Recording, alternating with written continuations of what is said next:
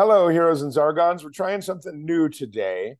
As will surprise no one, Matt and I are not only interested in HeroQuest as fantasy board gaming goes, and we've recently started playing Pathfinder, which is a D&D variant, for lack of a better term. Some of the people we play with will be quite offended to hear me call Pathfinder 2 a D&D variant, but it's in that genre of tabletop role-playing games that doesn't use a board and isn't constrained by some kind of a modular system for building dungeons.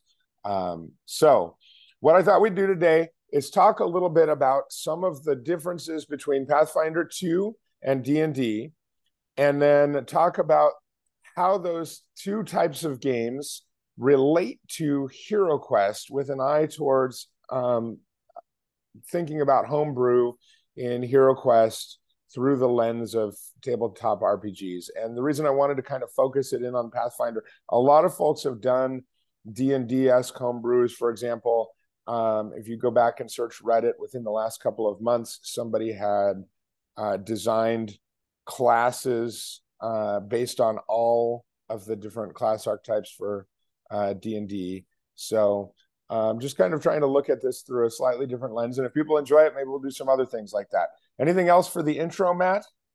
What we've been trying to do from the start in relation to HeroQuest is just keeping it simple, because HeroQuest at its core is a very simple game, and then kind of expanding it a little bit towards more of those things that fit into this genre, not going full out. If you want to play Pathfinder, if you want to play D&D, go for it. If you want to play a more complex board game, go for it.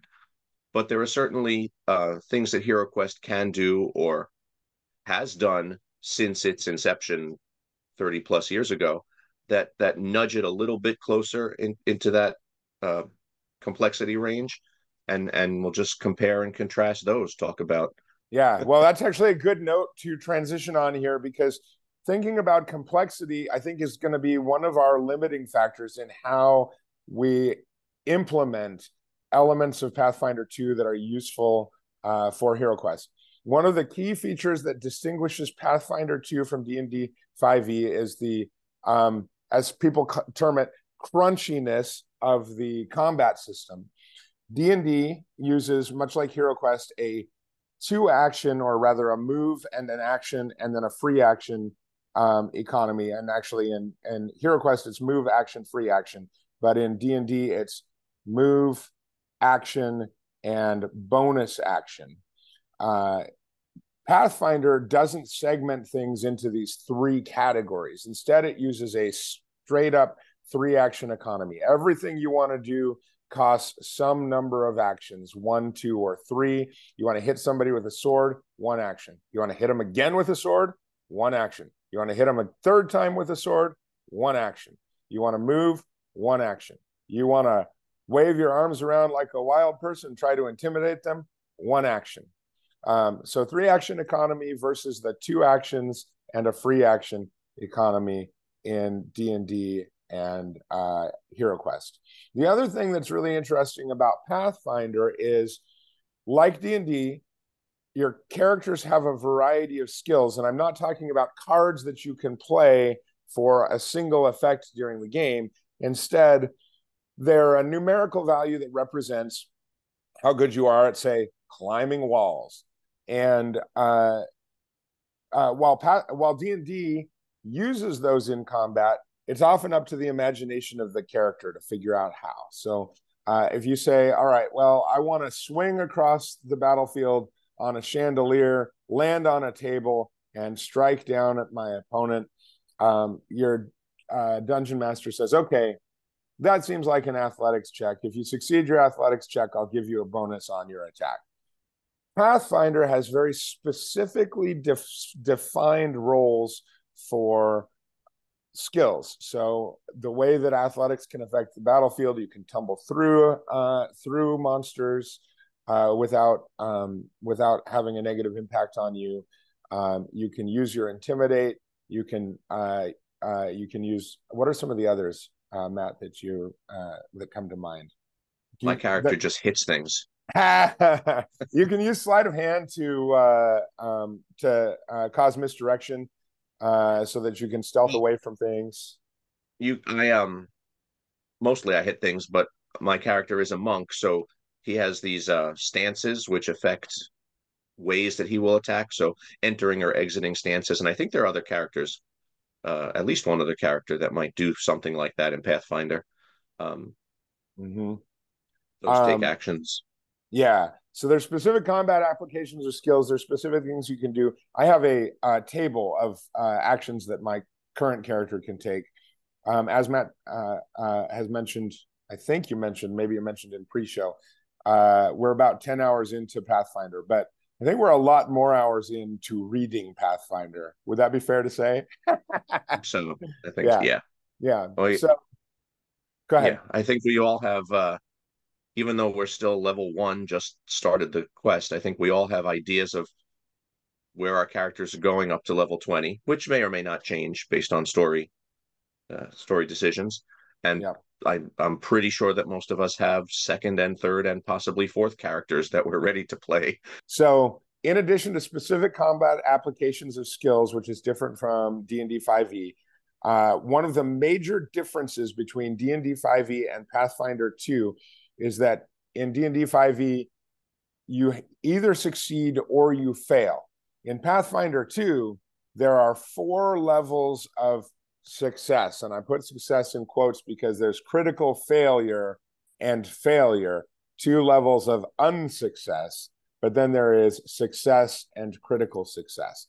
And that seems like an untapped space, especially both in D&D and in HeroQuest, that we might be able to play with. That idea that there's such a thing as a critical success and a critical failure, and that those have very specific defined results. So, for example, if you cast a spell that just deals damage, you roll a critical success, it might also apply a status effect, right? If you attempt a skill that ordinarily has an effect for a turn, it might have a 2-turn effect on a critical success. So those are some of the things that might happen. And conversely, critical failure might confer some kind of immunity or something to the character, to the monster you were trying to affect for a short period of time. Okay? So last sort of differentiating feature between Pathfinder 2 and D&D 5e that I'm thinking about, and Matt will maybe add a few more if there are any that he's thinking about as well, when I'm thinking about how Pathfinder applies to HeroQuest specifically, is the amount of teamwork that is involved in Pathfinder 2 versus D&D 5e. Both systems use a roll for initiative, or both games use a roll for initiative system where characters act in a random order. However, where D&D doesn't have great mechanics for realigning along that initiative system, Pathfinder 2 allows people to jump in and out of initiative, so that, for example, if my character wants to buff Matt's character, Matt can take a pause on action until my character is able to do that buff, and then go ahead and go on with his turn. There are also skills that can be used that only affect monsters until your next turn. So if you want to use one of those to set up an attack from a teammate, that's another way that teamwork works. And especially in D&D 5e, a lot of the teamwork components of the game that are specifically baked into the mechanics have been edited out for simplicity's sake. It used to be that D&D used a flanking system, and that is now an alternate or a variant rule, and it has a very big impact on the game if you use it.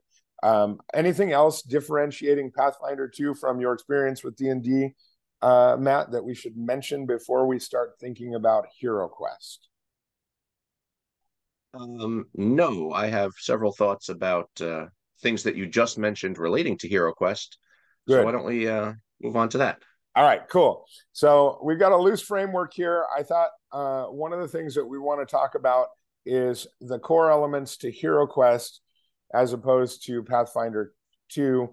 So when we're thinking about making incorporating elements, one of the biggest differences between HeroQuest and Pathfinder 2 is, of course, HeroQuest has awesome dice, and Pathfinder 2 merely uses D20s, D12s, D10s, D8s, and D4s. So HeroQuest is a D6 system, but of course it has the special combat dice in it. And I think anything that is going to mess much with the dice is a substantial change, is a really substantial change to the HeroQuest model. The other thing is that HeroQuest, as Matt and I have presented it so far, has limited scalability, meaning the game becomes less fun if all you do is add attack dice, defense dice, and body points. Pathfinder 2, on the other hand, is a linearly scaling game. Every time you gain a level, all of your abilities get a +1 to them. So all of your skills add your level, all of your attacks add your level. Everything gets a +1 to it. That means that a level 20 character is already adding 20 to their skill rolls over what a level 1 character adds. And I'm not sure how that plays out at high levels. I'm going to go ahead and trust that the people designing Pathfinder 2 have thought about this and have designed a game that is fun at level 20 as well as at level 1. But I am very much looking forward to rolling constitution checks as my character gets drunk at level 20, because when you're adding +20 to them, it seems like it's a lot harder to get drunk. So those are the key. Go ahead. You're asking a lot as a couple of HeroQuest players for a game that is well balanced into higher levels and expansions. we are not used to that. Yeah, that's true. That's true. Let's roll 8 combat dice against a hero and see how they do. All right. We mentioned the action economy already. The other thing to keep in mind with HeroQuest versus Pathfinder 2, and this is something that obviously Matt and I have already played with a little bit. Monsters in HeroQuest are asymmetrical in their abilities and in their statistics to heroes. In the base game, you will not find a monster that goes above 3 body points, and you will not find a hero who goes below 4 body points. So there's a clear divide between, I mean, obviously bosses are the exception there, but there's a clear divide between the heroes and the monsters in stats. There's also a clear divide in actions. Monsters in the base game cannot open doors. They're also not subject to traps. For some reason, they can't search for treasure either. If a monster finds a wandering monster, do you just get another barbarian? Well, you know what? See, now you got me thinking. I'm just making up rules on the fly here. If monsters could search for treasure in rooms, then if they find the good treasure, does that take it out of the game? The hero can't get a good treasure in that room. If they find a wandering monster, do you just add another monster into that room, assuming you have enough squares? The heroes open the door, and every square, it is the prerogative of every HeroQuest player to use every mini and fill every square on the board. I think that's probably the best as Argon can do. Yeah. All right. So I spent like 15 minutes talking about the differences between HeroQuest, the caveats, and Pathfinder. Let's talk some areas where we see possibility for incorporating elements of D&D or Pathfinder into the game. Matt, have you got anything that comes to mind when you're thinking about combat? Yeah. Let's talk about the cooperative part of combat, the teamwork that we were mentioning before. There's a little bit of that in HeroQuest. Obviously, there's a certain amount of that you want to do before combat starts rather than in the middle of combat. You want to cast Rock Skin or Courage or something like that in an empty hallway before you start the battle. You don't want to waste battle turns doing that. but that, I mean, that's fine. That keeps it simple. There aren't too many stats or statuses to affect in HeroQuest, so I'm okay with that. We have always played, I shouldn't say always, we have mostly played, since it's just one-on-one when we play, that the heroes can change their turn order every time. And I know there's a lot of thought about that in the greater HeroQuest community. Some people are fine with that. Some people are more purist, and they say no. Once you set a turn order, you've got to stick to it. Um, but I think mixing up the turn order helps that cooperation a lot. It Mm-hmm. might take some of the strategy away, but it lets those characters interact more in a battle. Mm-hmm. Um, I think that too, when we start to think about Pathfinder elements or D&D elements in HeroQuest, people are already homebrewing levels. Obviously, Matt and I play with a level system. One of the sort of interstices where you can really build teamwork components in might be in the leveling that you do, and thinking about the types of skills or abilities that you can give that affect multiple characters or gain benefits based on the positioning of other heroes, that sort of thing.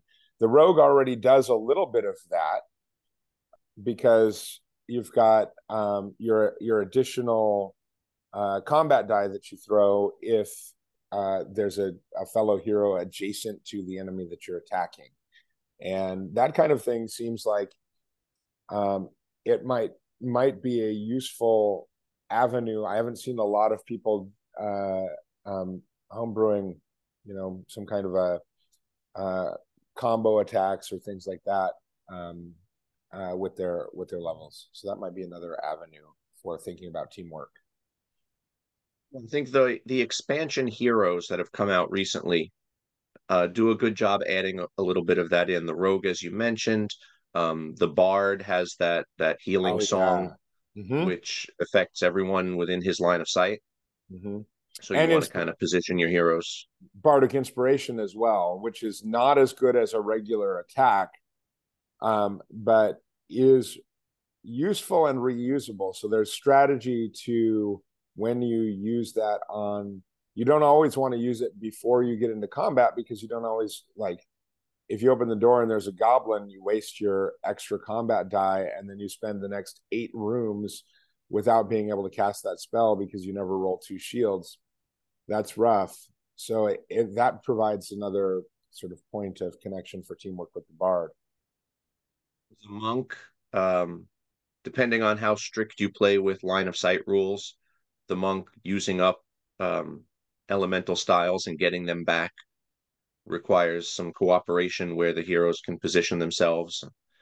Yeah. Because once the monk is out of all 4 styles, they are not very effective in battle. I think Mm-hmm. that's the point. If the battle lasts more than 4 turns and the monk is drained, Yeah. you need to position them properly. And we've had 2 combats, right, where the monk has managed to recharge their elemental effects and then get back into the fight. There was one boss fight that you did where you got out in the around the corner and recharged, and I think there was another big fight that I was in where I got out the corner around the corner and recharged. Does that ring a bell to you? Yeah, it does. Vaguely, I can't remember specifically what it was, but So it mine does. was in the end of Rise of the Dread Moon. The last combat in Rise of the Dread Moon was when I See, recharged. I was thinking of that same battle, but as Zargon, I don't know, spoilers. You cast a spell on the boss. Mm-hmm. The heck is her name? The Dread Wraith, the right? dread. Yeah, she has a Yeah. special an actual name, and I'm Oh, does blanking she? on it. I didn't Yeah. know that. I Um, wasn't paying enough attention during the lore dumps, apparently. Magrath. I'm Okay. pretty sure it was Magrath.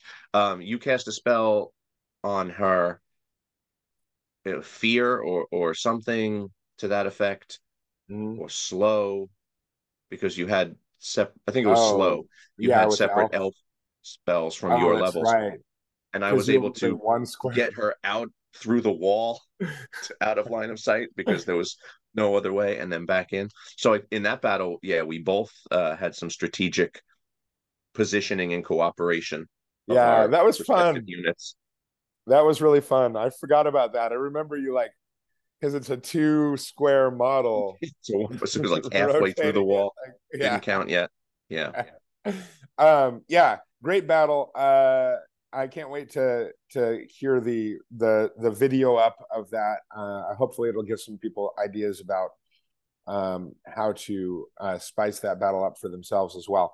One other aspect of or any other aspects of teamwork that we want to talk. Oh, the other character we hadn't mentioned that requires teamwork is the warlock, right? Because you've got to keep the warlock protected, and if you're using strict line of sight rules, that means like uncovering the warlock so that they can shoot, and then hiding behind someone afterwards. And for those folks who don't know, Matt and I play with a much looser line of sight where you can see through bodies. So you can't block line of sight with a hero, you can't block line of sight with a monster. And we mostly do that. We haven't found that it impacts our tactics negatively. We mostly do that to speed up combat and to open up more options for the heroes. So suddenly crossbow becomes really good, but that hasn't really been a problem because you can always find ways to irritate the heroes with the crossbow. So We kind of make it up as we go. mm-hmm. And we let our monsters run through doors, so they escape crossbows that way. Yep. It's Yep. it's a trade-off. Yep. All right. So anything else? Let's think about other aspects of combat. One other thing that really struck me when we were started playing Pathfinder 2 was the 4 levels of success. And I think there's some space to open up like the idea of critical strikes or critical successes on defense.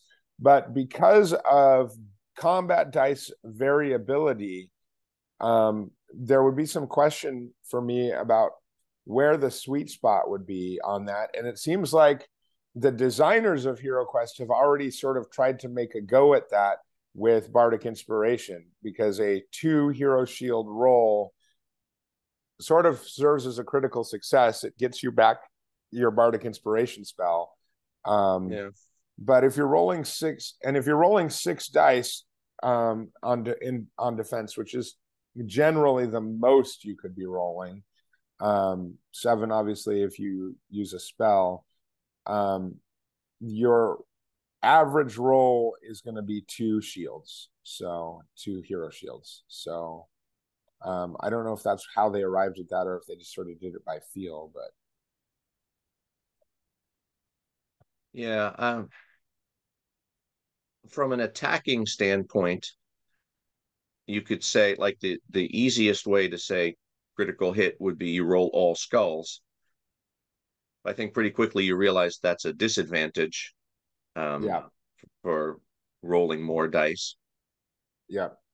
But You maybe might, maybe you could work that into some like, the rogue or someone with a dagger with something that doesn't roll high gets more critical hits yeah, than say the barbarian swinging an axe who's going to do damage no matter what.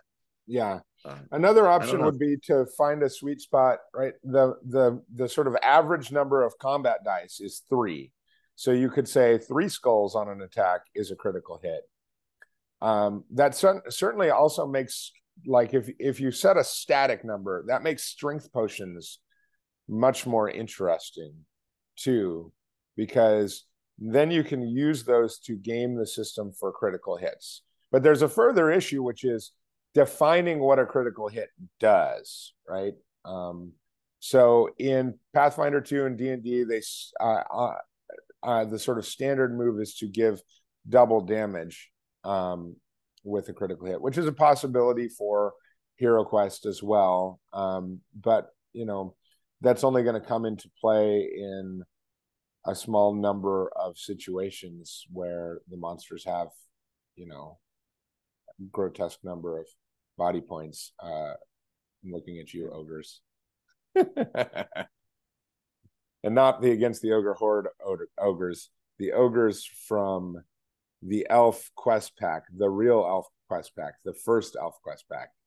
Yeah. I don't know. Would you say that on a critical hit, monsters can't defend? That's a possibility. I Just mean, whatever the hit is lands. that still Not so has important on goblins and orcs, right. but those ogres, for example. I don't know. Yeah, We have not worked out the math on any of this. If you yeah. guys haven't noticed who are We're listening, just spitballing some things. Another option would be to take a sort of class by class approach or weapon by weapon approach, right? Like maybe the barbarian gets a swing through where if they roll all skulls, uh, extra dice that they do carry through to an adjacent monster, something like that. Maybe the rogue gets a third attack, like their aim was so sure and their hand was so sure that they were able to rip another dagger from their bandolier and throw it in rapid succession or something. And you could do something like if you wanted to make the rogues give that sort of sneak attack feel to the rogue, you could even do something where, you know, if the rogue rolls all skulls on their first attack, they get to keep throwing daggers until they stop throwing skulls, something like that. So, yeah, so I think there's space though for playing with that idea of critical success, at least on the attack and defense rolls. What would you look at if you were thinking about a defense roll, critical success on a defense roll?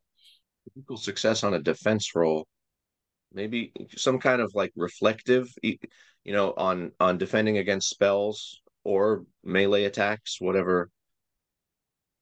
I'm thinking.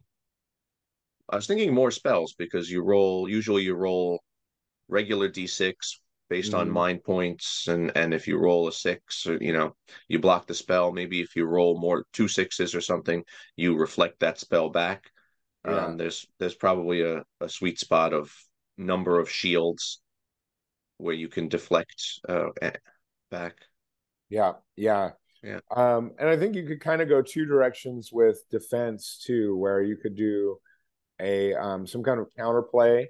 Um, Maybe you get the choice to either lock the monster in place, like you're able to deflect their weapon in such a way as to sort of numb their hand, which often you're switching places with the monsters so that you can get two attacks in, or the option to knock the monster back. You could also do something with retribution where you reflect a skull back onto the monster or something like that as well. So yeah, there's some options I think, and there's some play at least with the combat dice, and of course there's already someone out there who's created an extra special dice that has a double skull tile on it. So you can buy those, I think, on Etsy. And I'm gonna try to run with Matt. There's a Beastman quest pack that I want to run that uses those special dice. So we'll probably be getting them set and playing around with them a little bit when we get there.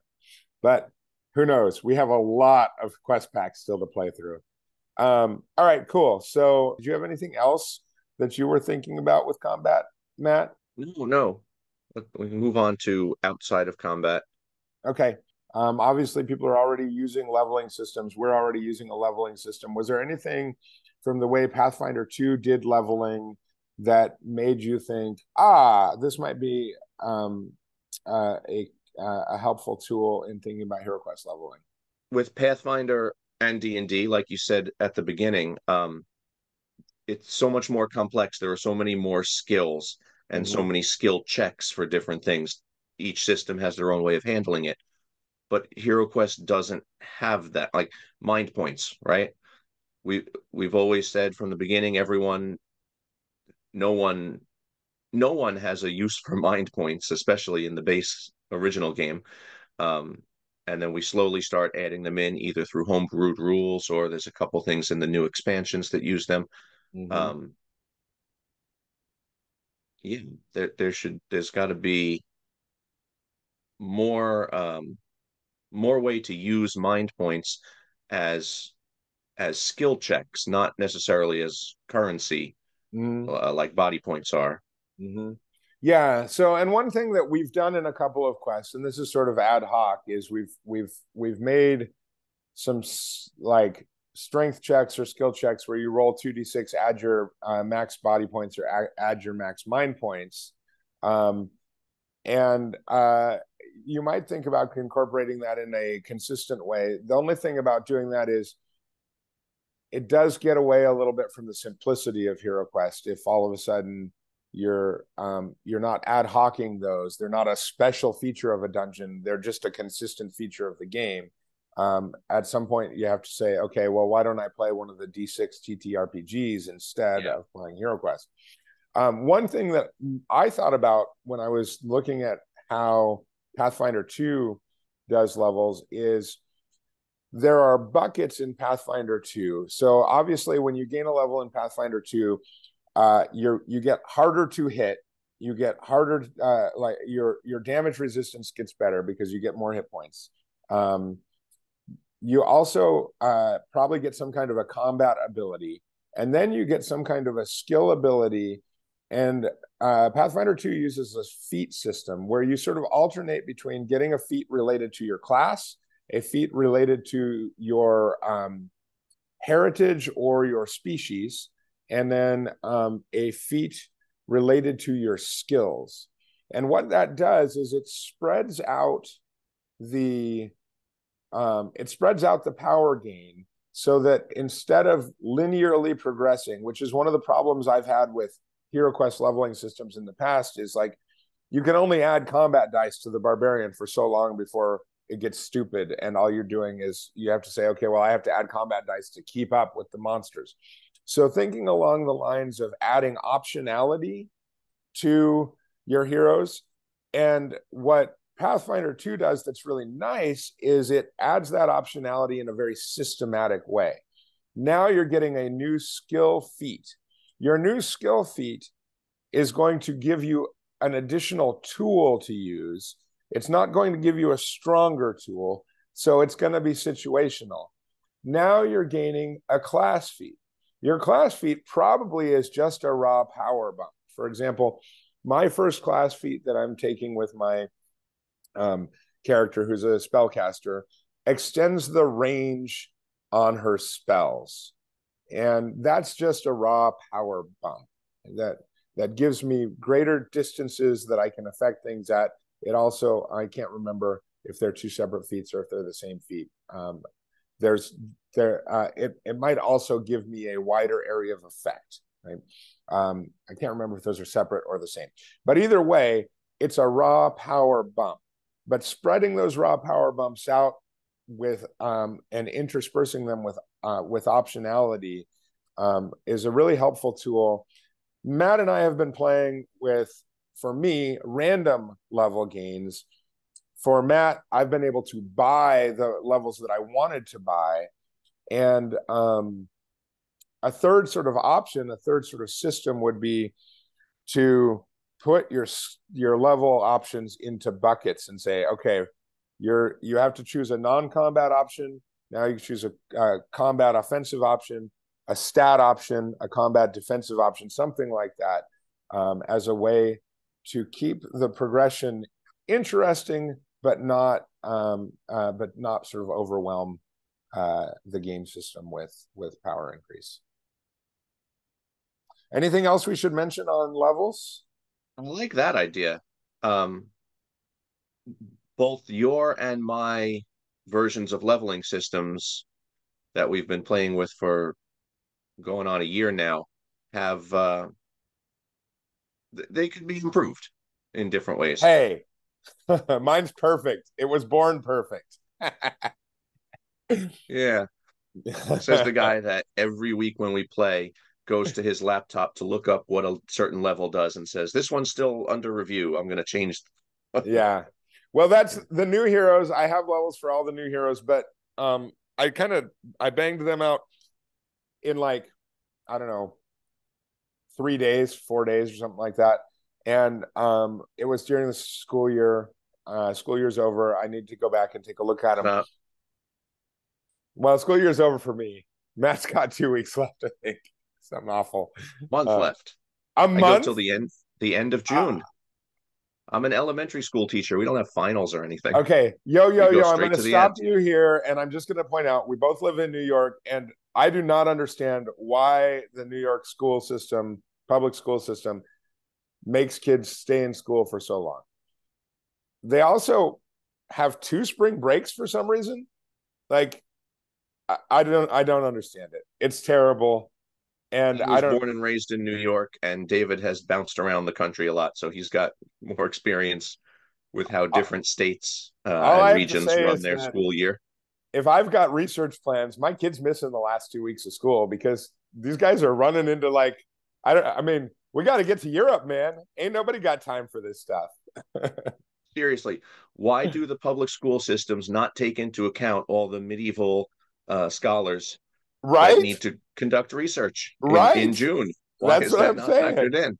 That's it. That's it right there. Right. And triathlon season, like peak season, is July and August. So you got to get your research in June so that you can go do your triathlons.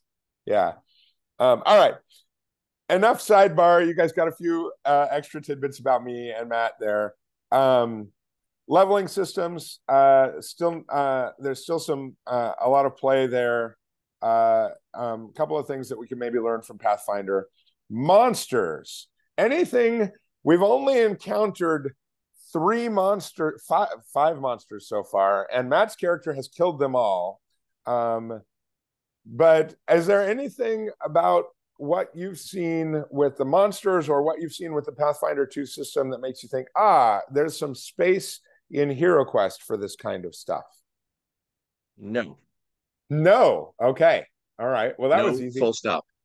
Um, I like what you mentioned before about the HeroQuest heroes and monsters being asymmetrical.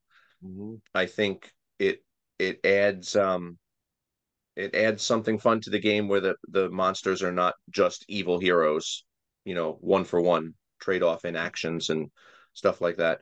But it still keeps it simple. Mm-hmm. Traps, doors, all the same things that heroes have to deal with, monsters also have to deal with in a slightly different way.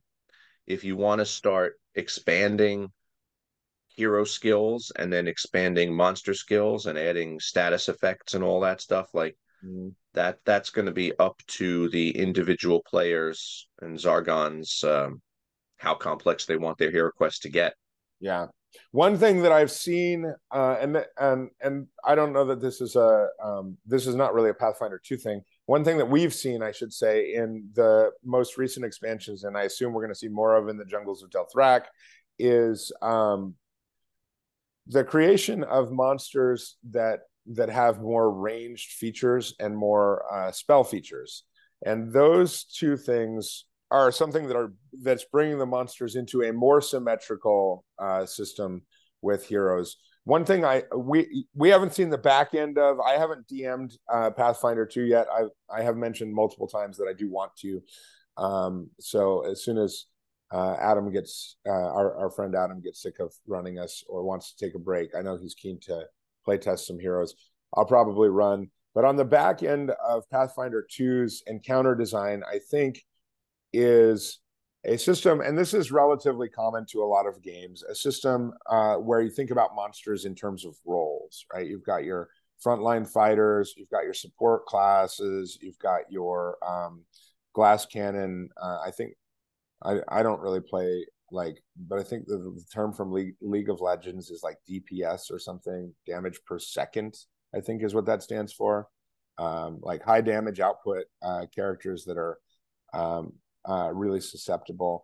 So you've got a variety of different roles And we already saw in a couple of the encounters that we played the role design coming into play. So we fought a really high armor class lobster and its pet magic user that stood in the water and cast illusion spells at us or whatever. And then we saw a little fey creature and its centipede pets. That the centipedes they were actually pretty squishy because they were centipedes. Very surprised at how squishy they were. Yeah, I was too. I thought they were going to be there for a round or two, but as soon as I punched them in the mouth, they disintegrated. It did help that you were punching them in the mouth with 2d8 instead of 1d8, but like, yeah. And then a ranged attacker. So we've seen a little bit of that, and I think that encounter design is specifically calibrated around that use of classes, and that's something that's sort of generally useful to think about when designing rooms in HeroQuest. And a lot of the rules as written quests, and also in a lot of homebrew quests, you look at a room and you just wonder, like, why are there 8 orcs in this room? Like, because it's the prerogative of every HeroQuest designer to put a monster on every square, but those 8 orcs are going to line up at the door and they're going to fight you one at a time, because none of them can shoot over each other, and none of them can cast spells over each other, and none of them can get in the hallway. So thinking in terms of what are some things that my monsters can do aside from walk up to the heroes and attack them is something that might be useful to be thinking about. But I think that's just sort of general game design, not necessarily Pathfinder 2 specific. That's all I got for monsters. Last question, or last sort of area that I was thinking about so far was dungeon design. Anything? Oh, that was a cat jumping on the table, that shake there. Anything? And now he's eating the plastic bag, so I got to take this plastic bag away from him. Here, I'll show you the culprit.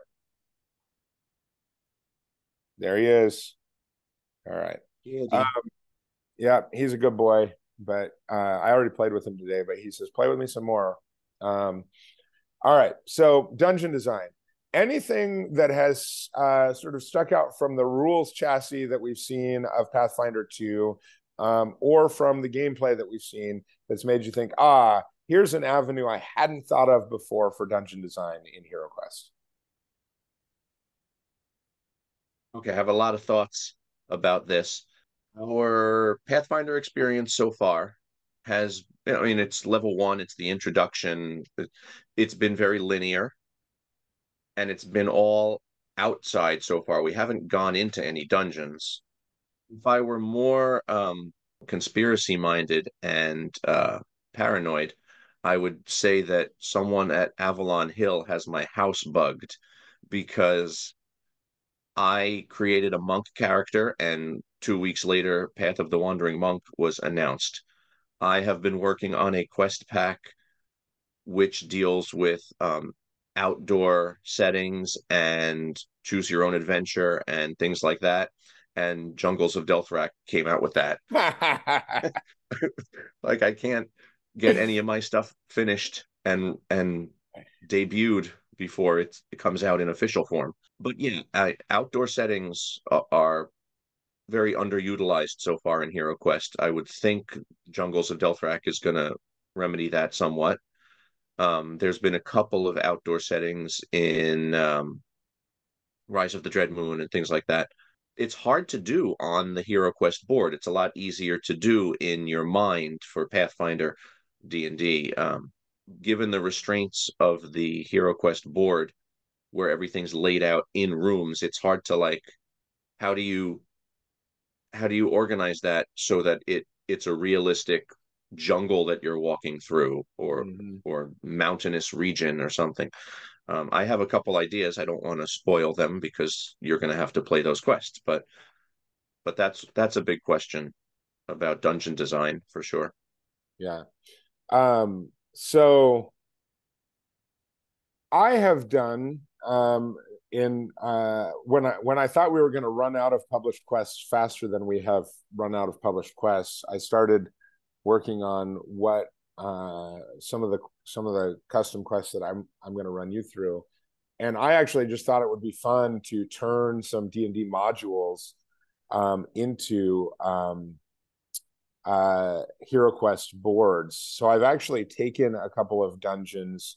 So I don't know what the actual name of it is, but don't go look at Caves of Chaos or Caves of, I forget what it's called. It's a 1980s module from D&D, but I've taken some of the caves, and I have tried to build them on a HeroQuest board. And one of the things that's really interesting is how poorly they translate because of the constrictions of the entry systems into doorways and things like that. So like HeroQuest consistently has the problem of the jam up at the door, and we're getting some options for remedying that in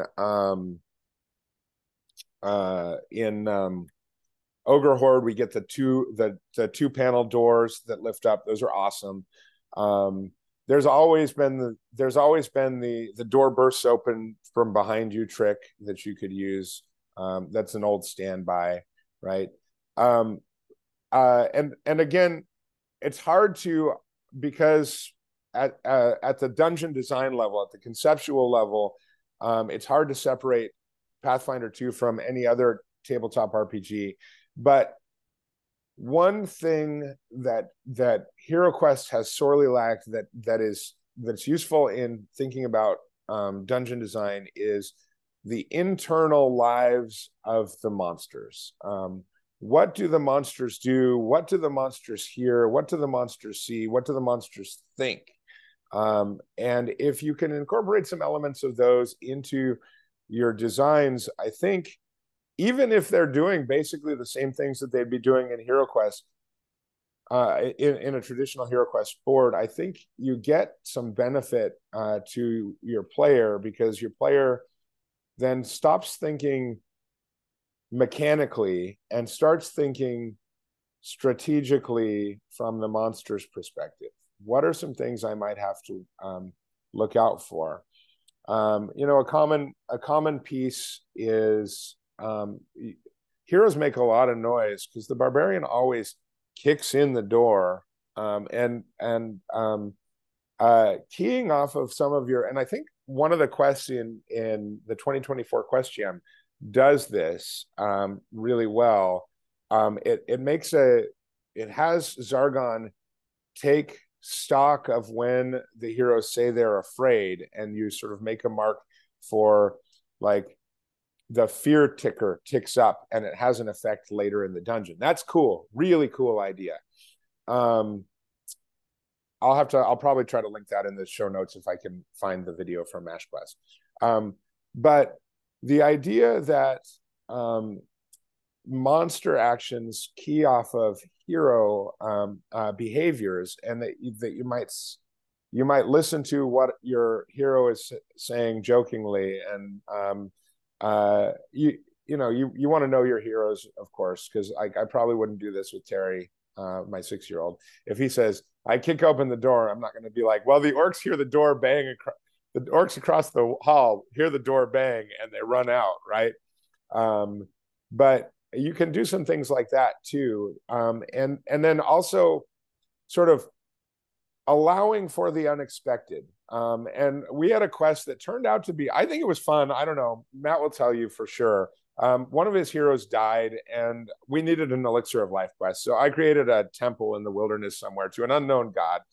And I let Matt cheese the dungeon. There was there was some kind of like mechanic where he had to like raise the water level in order to walk across the thing. And of course he had an airwalk potion or whatever. And he jumped across the potion, and then he used Genie to open the door. And I just let him cheese the whole thing. And so there was literally nothing else in the dungeon, but completionist that Matt is, cheesing the dungeon triggered the most dangerous feature, which was specters entering the dungeon every turn. And then I also, the characters had to give something up to get the elixir of life, and I didn't specify what it was. And Matt had an inkling. He thought, well, I'm I probably knew what gonna it was. I'm probably gonna have to give up a level. But he got in and he tried to give up, I don't know, what was it, like a helmet or something. He tried to give up a piece of equipment. Of course, the god didn't take that. But then he says, well, can I give up my foot? And I'm like, sure, you can give up your foot. That's like level equivalent, right? So all of a sudden, he's got a barbarian walking around with rolling a D6 instead of 2D6 movement. You stick that sucker in some plate mail, and all of a sudden, he's moving 1 square per turn, right? With his crutch and his battle axe, hopping around the board. But it turned out to be fun because we had the unexpected going on, and I do think I had to bail Matt out at some point and say there's nothing else in this dungeon because the mechanic that I had implemented was not intended for Matt to go square by square, inch by inch through the entire dungeon, and I was about to run him over with specters. So, and I didn't want a TPK out of it, but I had fun. Did you have fun that quest, Matt? Yeah, I had a lot of fun that quest. Good. Yeah, there will be a video about it at some point when we get to it. I'm sure that Yeah. David will review it. But the main point of the quest was that when I walked in, there was this huge pit that I needed to get across, and I had to climb down a ladder. And unbeknownst to my heroes, raise the water level from the sewers underneath that would raise a plank of wood that I could float across on. And yeah, I just happened to have a potion of airwalk, and I was like, screw this, I'm sending one guy across. Um, that's one of two major um, cheeses that I pulled off Yeah. in David's dungeons. But it feels really good when you cheese a dungeon, doesn't it? Like that's super fun. And that's one of the best parts I think about playing a TTRPG is that your imagination gets to like you get to come up with the unexpected and when you can incorporate that into HeroQuest 2, I think that's a very positive feature of the game. So I don't know that I have specific PF2 dungeon design features, but thinking about how can you open up options for your heroes, always a good thing. Any other PF2 related or D&D related bits that you wanted to talk about, Matt, before we close this out? The other big thing that I think HeroQuest is lacking, but we're making up for it in the recent expansions more so than the originals, is the stuff that happens in between quests. Mm-hmm. So yeah, your heroes go into a dungeon, a cave, a town, if it's a whatever it is, and they complete the quest. And HeroQuest is kind of bound by the constraints of this little text box where Mentor is explaining the quest to you. And we're currently I'm Zargoning Prophecy of Taylor for David, and if you've gone through that quest pack, you know that halfway through there's kind of a break. Your heroes do the first 5 or 6 quests or whatever. They solve some mystery, they figure something out, and they go back to Mentor and regroup. So there's a little bit more lore there. But I think HeroQuest could certainly benefit from more things happening in between quests, more lore, more food for the players' imaginations, to flesh out quests without necessarily making the game more complicated. Yeah. Or on the flip side, make the game more complicated, which is what I'm going to do in the big quest pack that I'm designing. Yeah, there's going to be puzzles for David to solve on his own time when we're not playing a quest. There's going to be things that his heroes might find through the quests where he's got to put the pieces together and come up with whatever lore he can on his own, which may then dictate what happens in other quests or how much information his heroes know moving forward. There's so many things that can be done, not in the dungeon crawler portion. Yeah. Yeah. And then we probably should do some videos on that too, because that's a balancing act, right? You to make those pieces also feel HeroQuest means being very conscious of how complex you make them. This game is about the simplicity as much as it is about the imagination. And so Like one of the things that I've done, it is a little complicated, but I've given Matt a menu of quest packs he can choose from, and each one has a consequence. And the consequences kind of ratchet up. The longer you go without completing Keller's Keep, the more extra orcs show up in dungeons, that sort of thing. But and the stronger the orcs get. But and then he's found some things like I'm gonna introduce gunpowder into, or I've already introduced gunpowder into the quests, and his heroes. I didn't accept it. Well, I didn't finish that puzzle. Well, I mean, you've got the framework is basically that he's assigning, because he's got 8 heroes, and I didn't want to deal with having to design every quest or redesign every quest so that 8 heroes show up on the board. So some of his heroes are working on these things, and I just instituted a set of roles with a target number, and so he kind of assigns his guys to tasks, and then he rolls some dice, and I add that to what they've done. And I say, okay, you make a little progress on this, and once they hit the target number, it'll have an effect in the game. So very simple, but it does give you that sort of illusion that your guys are doing something other than just sitting there in between quests. So yeah, cool. Anything else for the good of the order? 2 things.